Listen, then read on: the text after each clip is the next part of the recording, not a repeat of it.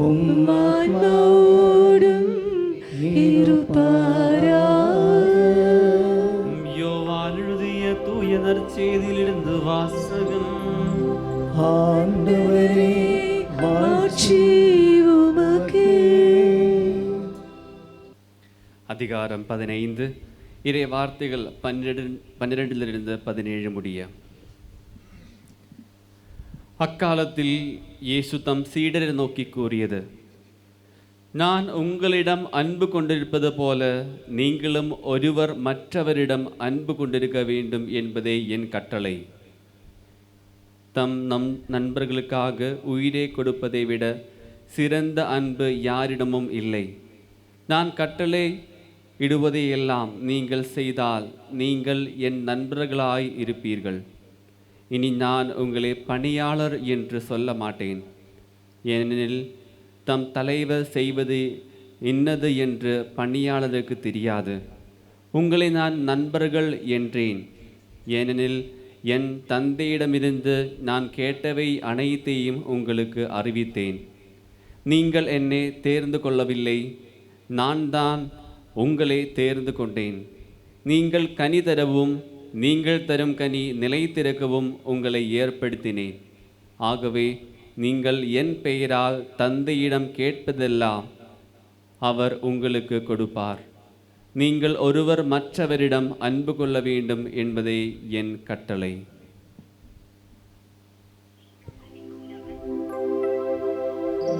ஆண்டவரின் அருள்வாக்கு.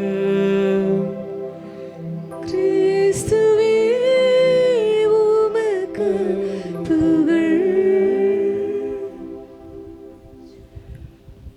நீங்கள் கனி தரவும் நீங்கள் தரும் கனியில் நிலைத்திருக்கவும் ஆண்டவர் உங்களை பெயர் சொல்லி அழைக்கின்றார். இயேசுவில் பிரியமான சகோதர சகோதரிகளை, பெருமகிழ்ச்சியோடும் கடவுள் மீது கொண்டிருக்கின்ற அளவு கடந்த அன்பினாலும் இந்த தியான இல்லத்திலே குழுமி அவருடைய வார்த்தையை கேட்டு தியானித்து சிந்தித்து அந்த வார்த்தையில் வேரூன்றி வாழ வேண்டும் என்று சொல்லி இன்றைய நாளில் இந்த தியான இல்லத்தில் இந்த 3 நாட்களும் ஆண்டவருடைய வார்த்தையை கேட்க வந்திருக்கிறீர்கள் என்று சொன்னால், கடவுள் உங்களை பெயர் சொல்லி அழைத்திருக்கிறார், உங்களை ஆசீர்வதிக்க அழைத்திருக்கிறார், உங்களை திடப்படுத்த அழைத்திருக்கின்றார். உங்கள் ஒவ்வொருவரின் மீதும் தமது வல்லமையை கொடுத்து என்னாலும் அவருடைய சாட்சிகளாக வாழ அழைத்திருக்கிறார் என்று சொன்னால், அத்தகைய அழைப்பிலை வேரூன்றி இருப்பதற்கு இறைவன் இன்றைய நாளில் மிக அருமையான இறை வார்த்தைகளை நமக்கு சொல்லுகின்றார். பிரைஸ் தி லார்ட், ஹல்லேலூயா. யாரும் கையை கீழே இருக்காமல் உங்கள் கையை மட்டும் பாருங்கள். நான் சொன்னதுக்கப்புறம் நீங்கள் பார்த்து மேலே தூக்குறீங்க. Praise the Lord. எல்லாரும் உங்கள் கையை பாருங்கள், அடுத்தவங்க கையை பார்க்காத உங்கள் கையை பாருங்கள். எவ்வளோ தூரம் ஏறி இருக்கு? அரை கை, காக்கையும் முக்காக்கை. நல்லா உயர்த்தி சொல்லுவோம். பிரைஸ் தி லார்ட், ஹல்லேலூயா. அன்புக்குரியவர்களே, இன்றைய நாளில் கடவுள் கனி தருகிற மக்களாக நாம் வாழ வேண்டும் என்று சொன்னால், இந்த கனி தருகிற நிலைக்கு நாம் எப்படி உயர்த்தப்பட போகிறோம், அல்லது இந்த கனி தரக்கூடிய நிலையில நாம் எல்லாம் எப்படி வாழ வேண்டும் என்பதை குறித்து காட்டுகின்ற அருமையான ஒரு சிந்தனையை கடவுள் இன்று நமக்கு வழங்குகிறார். நீங்களும் நானும் இன்றைய நாளில் இங்கு வந்திருக்கின்றோம். நம்முடைய வாழ்க்கை முழுவதுமாக கடவுள் பார்த்து கொள்வார் என்ற நம்பிக்கையில் வந்திருக்கிறோம் என்றால், என்னுடைய முதல் கேள்வி, யார் சொல்லி இங்கே நீங்கள் வந்தீர்கள்? யார் சொல்லி நீங்கள் எல்லாம் இங்கே வந்தீர்கள்? பொதுவாக அந்த கேள்வியை கேட்டால் என்ன பதில் வரும்? சாமியார் சொன்னார் சாமி, வாட்ஸ்அப்பில் அனுப்புனாங்க, ஃபோனில் பேசினாங்க, எல்லாம் செஞ்சாங்க, எனவே நாங்கள் வந்தோம் அப்படின்னு நினச்சி வந்தவங்க சேர்ந்து சொல்லுங்கள் ஹல்லேலூயா. பார்த்தீங்களா, பாதி பேர் கையும் தூக்கல வாயும் திறக்கல.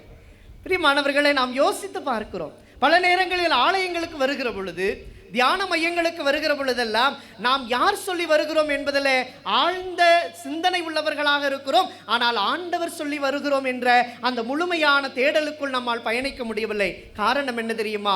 வருகிற பொழுது பல பாரங்களோடு வருகின்றோம், வருகின்ற பொழுது பல்வேறு துன்பத் துயரங்களோடு வருகின்றோம். இவையெல்லாம் கடந்து போக வேண்டும் என்ற மனநிலையில் தான் வருகிறோமே ஒழிய, கடவுள் நம்மை தேர்ந்தெடுத்திருக்கிறார், அவருடைய தேர்ந்தெடுப்பினுடைய மக்களாக நாம் இருக்கிறோம் என்ற சிந்தனை தெளிவுக்குள் தான் கடவுள் இன்றைய நாளில் நம்மை அழைக்கிறார். எனவேதான் ரோமேயருக்கு எழுதிய திருமுகம் 8ஆம் அதிகாரம் 30வது இறை வார்த்தையிலே வாசிக்கின்றோம். யாராவது ஒருத்தர் வாசிங்க. ரோமேயருக்கு எழுதிய திருமுகம் 8ஆம் அதிகாரம் 30வது இறை வார்த்தை. தாம் முன்குறித்து வைத்தோரை அழைக்கின்றார், தாம் அழைத்தோரை தமக்கு ஏற்புடையவராக மாற்றுகிறார். ஏற்புடையோரானவரை தமது மாட்சியில் பங்கெடுக்கிறார். கரம் தட்டி கடவுளுக்கு நன்றி சொல்லுவோமா? பிரியமானவர்களை, இதுதான் உண்மை. நாம் நம்முடைய அருள் பணியாளர்கள் சொல்லுகிறார்கள் என்பதால் அல்ல, நமக்கு தெரிந்தவர்கள் சொல்லுகிறார்கள் என்பதற்காக அல்ல, நம்மோடு அறிமுகமானவர்கள் எல்லாம் கொடுத்த அழைப்பினால் வந்தோம் என்பது வெளிப்புற அடையாளங்களாக இருந்தாலும் கூட இன்றைய நாளில் நம்மை கடவுள் முன்குறித்து வைத்திருக்கின்றார். அவர் பெயர் சொல்லி நம்மை அழைக்கின்றார். எதற்காக? அவருக்கு ஏற்புடையவராக வாழ்வதற்கு. அவருக்கு ஏற்புடையவராக வாழ ஆரம்பிக்கிற பொழுது அவர் தமது மாட்சியிலே பங்கு பெற வைக்கிறார். அதுதான் குணமளிக்கும் வழிபாடு, அதுதான் உள்மன காயங்களை ஆற்றுகின்ற வழிபாடு, அதுதான் நற்கருணை ஆராதனையில் இணைந்து அந்த கடவுளை மகிமைப்படுத்துகின்ற மாட்சிமை நிறைந்த ஒரு நேரமாக மாறுகிறது என்று சொன்னால், நம்மை முன்குறித்து வைத்திருக்கிற கடவுள் அழைக்கின்றார். அழைத்த கடவுள் நம்மை அவருக்கு ஏற்புடையவராக, அது என்ன? அவர் வார்த்தையை கேட்பது. இன்றெல்லாம் நாங்கள் இந்த 3 நாட்களில் என்ன செய்ய போகிறோம்? நடிகர்களை பற்றி சொல்ல போகிறோமா? நடிகைகளை பற்றி சொல்ல போகிறோமா? பொருளாதாரத்தை பற்றி சொல்ல போகிறோமா? இல்லை, கடவுளுடைய வார்த்தையை பற்றி சொல்ல போகிறோம். ஆக அவருக்கு ஏற்புடைய நிலை என்ன? கடவுளுக்கு செவி சாய்க்கிற நிலை, அவருடைய வார்த்தையை கேட்கிற நிலை. எனவே இந்த ஒரு நிலைக்கு நாம் கடந்து செல்லுகிற பொழுது அவருடைய மாட்சியில் பங்கு பெற வைக்கிறார். என்ன மாட்சி? அன்பு நிறைந்த, அருள் நிறைந்த, ஆவிக்குரிய, என்றுமே கைவிடாத, நான் உன் கடவுள் நீங்கள் என்ன மக்கள் என்று சொல்லுகிற அந்த சொந்த சுவிகார பிள்ளைக்குரிய நிலைக்கு கடவுள் நம்மை மாட்சியுடைய மகனாக மகளாக மாற்றுவதுதான் இந்த தியானத்துடைய மையம் என்று சொன்னால், இன்று கொடுக்கப்பட்ட இறை வார்த்தைகள் பின்னணியில நாம் சிந்தித்து பார்ப்போம். எப்படி நாம் எல்லாம் கனி தரக்கூடிய அன்புள்ளம் கொண்ட மகனாக மகளாக வாழ முடியும்? 5 விதமான மனநிலை நமக்கு வேண்டும். முதலாவதாக இயேசு கிறிஸ்து கொண்டிருந்த மனநிலை நமக்கு வேண்டும் அன்புக்குரியவர்களே. ஏனென்றால் மார்க் நற்செய்தியில 1ஆம் அதிகாரம் 8 முதல் 10 வரை உள்ள இறை வார்த்தைகளிலே பார்க்கிறோம். இயேசு யோர்தான் ஆற்றங்கரையில் திருமுழுக்கு பெறுகின்றார். அந்த ஆற்றை விட்டு மேலே எழுகிற பொழுது தூய ஆவியினுடைய வல்லமை புறா வடிவில் வந்து இறங்குகிறது. எனவே வானம் திறப்பதையும் அங்கு வானகத்தந்தை வாழ்த்தொழி சொல்லுகிறார், இவரே என் அன்பார்ந்த மைந்தன், இவர் பொருட்டு நான் பூரிப்பு அடைகின்றேன். ஆக இயேசுவினுடைய இந்த மனநிலை, இந்த பூரிப்பு அடைகின்ற தந்தை அவரை பார்த்து பூரிப்படைகிற தன்மை எதனால் என்று சொன்னால், யோவான் நற்செய்தி 4ஆம் அதிகாரம் 34வது இறை வார்த்தையிலே பார்க்கிறோம். என் தந்தையின் திருவுளத்தை நிறைவேற்றுவதும் அவர் கொடுத்த வேலையை செய்து முடிப்பதும் தான் என் உணவு என்று சொல்லி தந்தையை நோக்கிய பயணமாக, தந்தை சொல்வதை கேட்கின்ற மகனாக ஆண்டவர் இயேசு இருந்தாரே, அத்தகைய மனநிலை இன்று நமக்கு இருக்க வேண்டும். என் தந்தை என்னை அழைக்கின்றார், என்னுடைய வாழ்நாள் முழுவதும் அந்த தந்தைக்கு சான்று பகர்கிற, செவி கொடுக்கின்ற மனநிலை இருக்கிற பொழுது நாம் நற்கனி தருகிற நல்ல மரங்களாகவே இருக்கிறோம் என்பது முதல் சிந்தனை.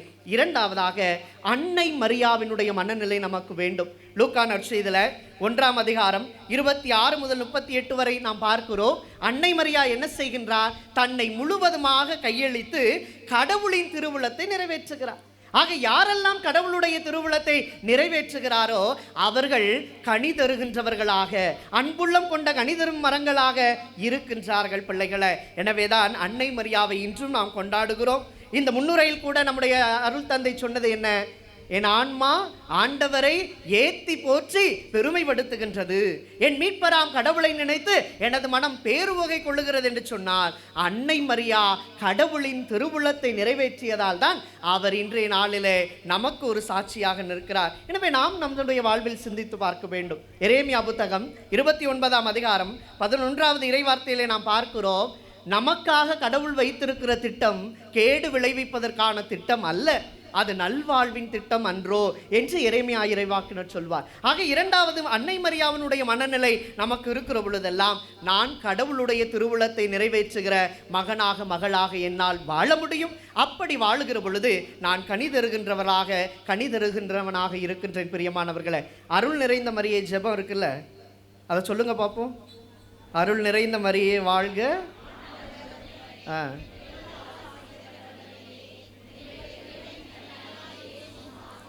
போதும், கடைசி வரியை சொல்லுங்க. உமது கனிய திருவயிற்றின் கனியாகிய இயேசுவும் ஆசி பெற்றவர். ஆக திருவயிற்றிலே ஒரு கனியை தாங்குகிறார்.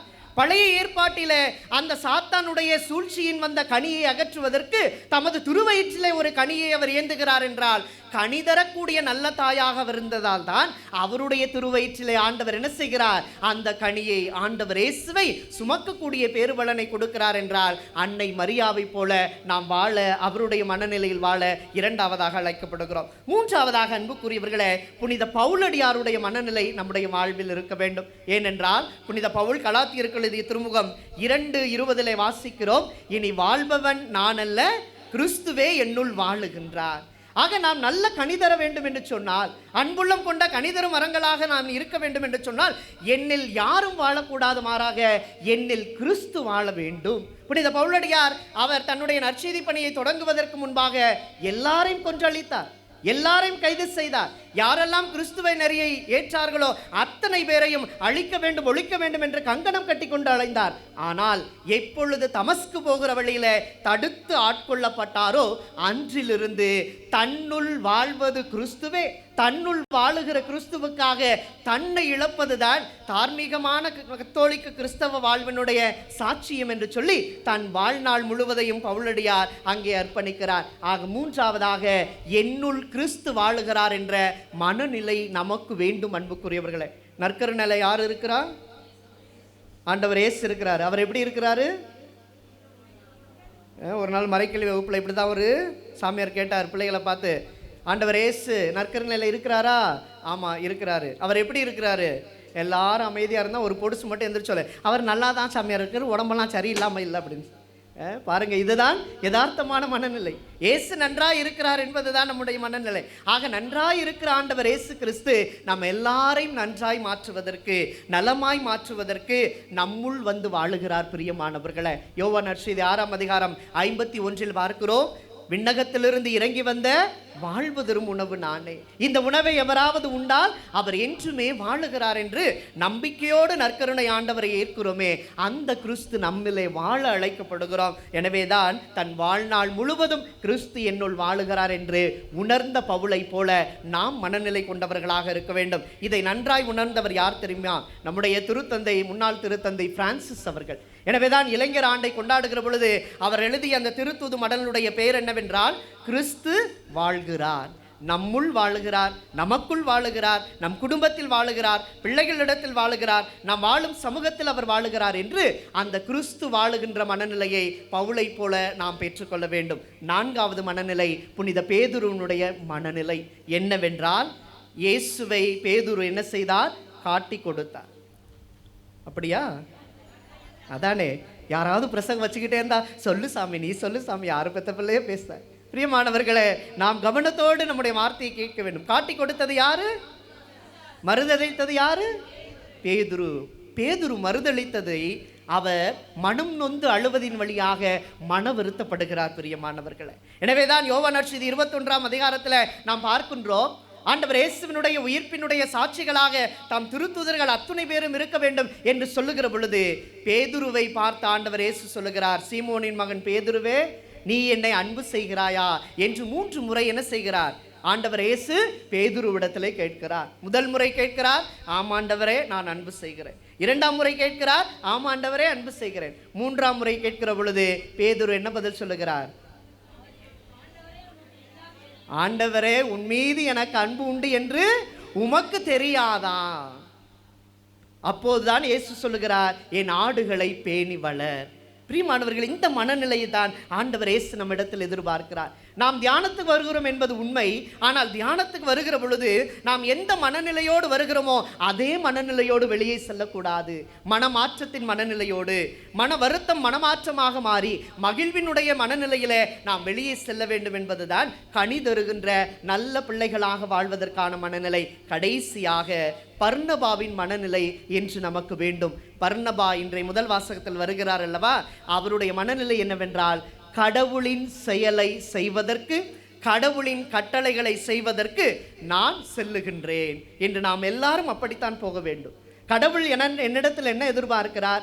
அவர் கட்டளைகளை கடைபிடிக்கிற பொழுது நான் கனி தருகிற மகளாக வாழுகிறேன். கடவுளின் செயலை ஏற்று நடக்கிற பொழுது நான் அவருடைய மகனாக வாழுகிறேன் என்றால், இந்த பர்னபாவின் மனநிலை நமக்கு இருக்கிற பொழுது நிச்சயம் நாம் கனி தருகிற நல்ல மரங்களாக நம்முடைய வாழ்க்கையில இருக்கிறோம். எனவே சிந்திப்போம். இயேசுவின் மனநிலையும் மரியன்னையின் மனநிலையும் பவுலின் மனநிலையும் பேதுருவின் மனநிலையும் பர்னபாவின் மனநிலையும் நாம் கொண்டு வாழுகிற பொழுது பிலிப்பியருக்கு எழுதிய திருமுகம் 2:5 சொல்லப்படுவது போல இயேசு கிறிஸ்து கொண்டிருந்த மனநிலை உங்களிலும் இருக்கட்டும். ஆமென்.